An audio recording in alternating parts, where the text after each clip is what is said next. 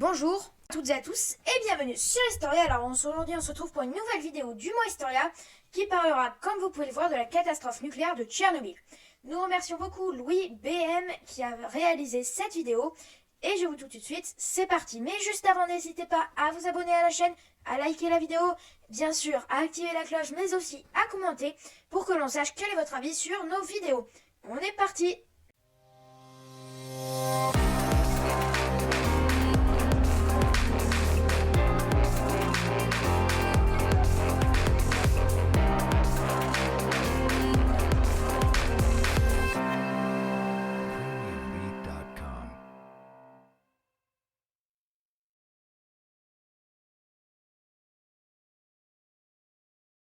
Déjà, il faut se retremper dans le bain.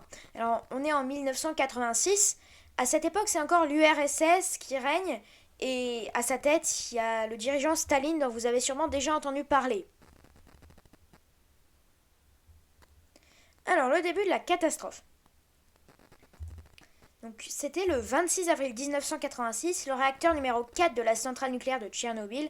Bon, vous le voyez ici écrit en russe, ça se dit Tchernobyl, voilà. Surchauffe au point de faire sauter le bloc de béton de 4000 tonnes, ce qui entraîne une explosion et un incendie. Alors en fait, au-dessus du bloc de béton, il y avait des canalisations.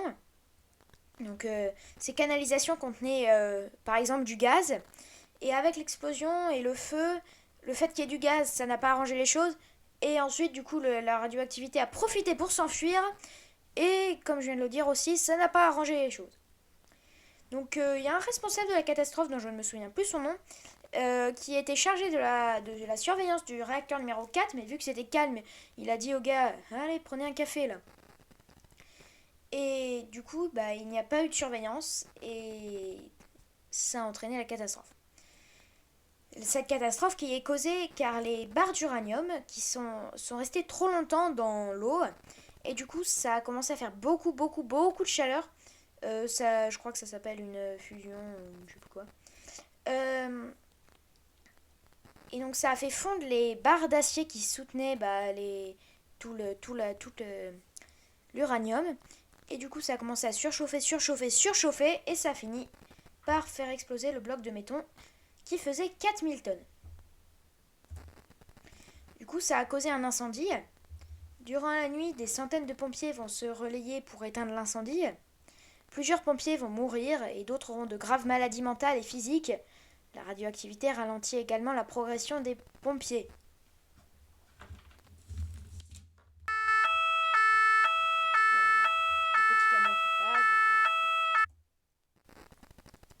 Donc, comme on le disait, la radioactivité se propage et du coup, ça commence à sortir la centrale pour aller envahir les villes environnantes, notamment une certaine Pripyat. Staline préfère pour le moment ne rien diffuser pour ne pas répandre la panique dans la population. Le 27 avril, 49 000 habitants sont évacués sur les 100 000 de Pripyat, donc comme je viens de le dire, une ville à 3 km de la centrale. Ils sont évacués par l'armée en hélicoptère. Donc voilà quelques photos de Pripyat. Peut-être que vous connaissez celle-là, elle est assez connue.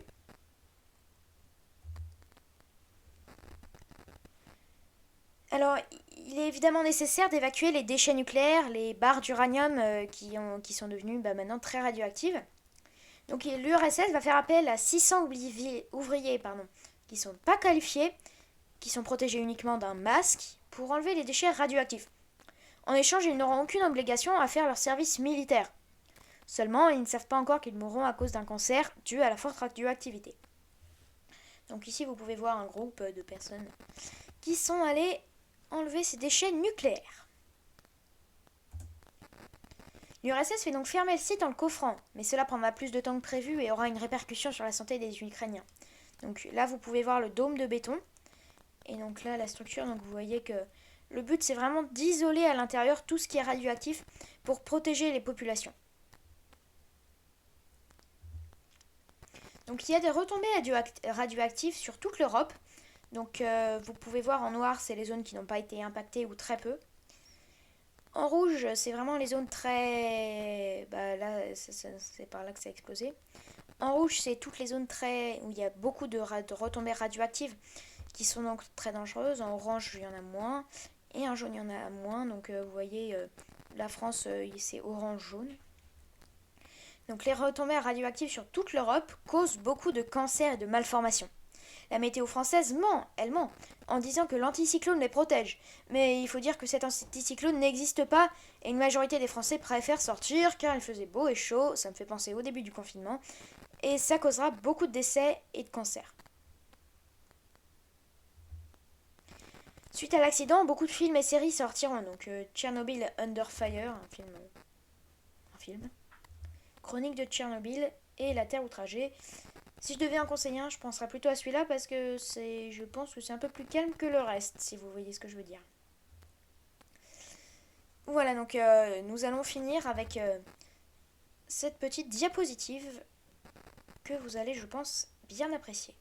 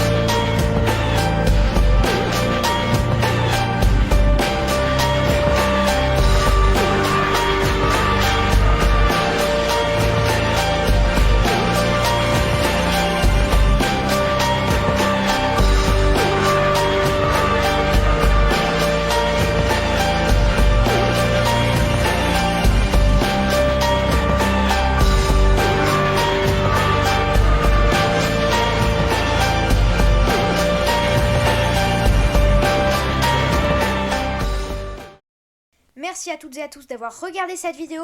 On apprécie beaucoup ce que vous faites en regardant nos vidéos. J'espère que vous n'hésiterez pas à vous abonner, à activer la cloche, à liker, mais bien sûr aussi à commenter. Dites-nous quelle vidéo est-ce que vous voudriez qu'on sorte. On en serait très content. Et ben moi je vais vous souhaiter à la prochaine. J'allais oublier, nous sommes en partenariat avec la chaîne YouTube Apprendre ses savoirs. Le lien de la chaîne est dans la description, tout comme le lien du site.